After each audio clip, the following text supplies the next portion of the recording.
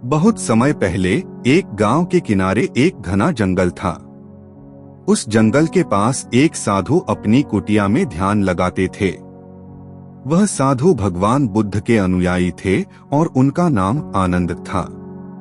आनंद ने जीवन भर साधना की थी और वह आत्मज्ञान की ओर बढ़ रहे थे।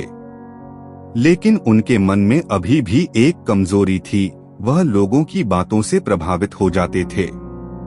एक दिन गांव का एक युवक जिसका नाम विक्रम था, आनंद के पास आया। विक्रम ने कहा, गुरुजी, मैं आपकी साधना से प्रभावित हूँ, लेकिन लोग कहते हैं कि आप सच्चे संत नहीं हैं। वे कहते हैं कि आप केवल दिखावा करते हैं। क्या यह सच है? आनंद को यह सुनकर क्रोध आया। वह बोले, वे क्या जानते हैं मेरी साधना के बारे में? वे खुद अपने जीवन में क्या हासिल कर पाए हैं? यह कहकर आनंद ने विक्रम को कुटिया से बाहर निकाल दिया। लेकिन जैसे ही विक्रम चला गया, आनंद को एहसास हुआ कि वह क्रोध में प्रतिक्रिया दे बैठे। उन्होंने महसूस किया कि उनकी साधना अभी अधूरी है।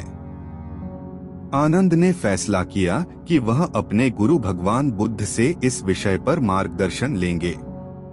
वह उसी समय यात्रा पर निकल पड़े। रास्ते में आनंद को कई कठिनाइयों का सामना करना पड़ा। जंगल में कई बार उन्हें जंगली जानवरों से बचना पड़ा।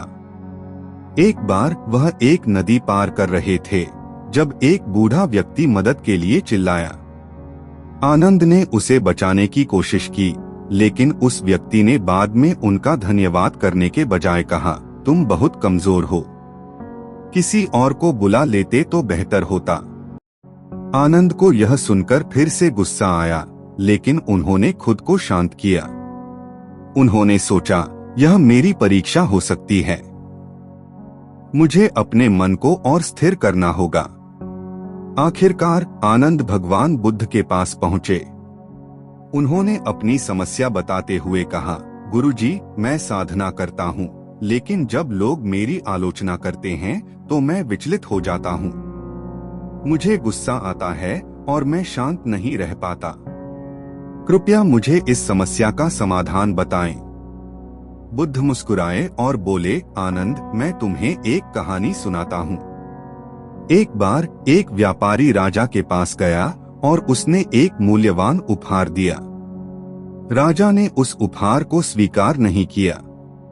तब व्यापारी ने पूछा, यह उपहार किसका है? राजा ने उत्तर दिया, अगर मैं इसे स्वीकार नहीं करता तो यह तुम्हारा ही रहेगा। उसी तरह आनंद, जब लोग तुम्हें आलोचना या अपमान का उपहार देते हैं तो यह तुम्हारा निर्णय है कि तुम इसे स्वीकार करते हो या नहीं। अगर तुम इसे नहीं अपनाते तो यह उनके पास ही रहेगा। आनंद ने यह सुना और गहरी सोच में डूब गए। वह अपने गुरु को प्रणाम करके वापस अपनी कुटिया लौट आए। उन्होंने अगले कुछ महीनों तक यह अभ्यास किया कि वह अपनी भावनाओं पर नियंत्रण रखें और दूसरों की बातों से प्रभावित न हों। एक दिन वही युवक विक्रम और गांव के अन्य लोग आनंद की कुटिया पर आए। उन्होंने फिर से आनंद की आलोचना करनी शुरू की। लेकिन इस बार आनंद मुस्कुराए और शांति से बोले, अगर तुम्हारी बातें सच हैं तो मैं उनका सामना करूंगा, और अगर वे गलत हैं तो वे तुम्हारे साथ ही रहेंगी। मैं केवल अपने कार्यों और साधना पर ध्यान दूंगा। यह सुनकर गांव वाले हैरान रह गए। उन्होंने महसूस किया कि आनंद वास्तव में एक सच्चे साधु बन गए हैं। आनंद ने धीरे धीरे अपने मन को पूरी तरह नियंत्रित करना सीख लिया।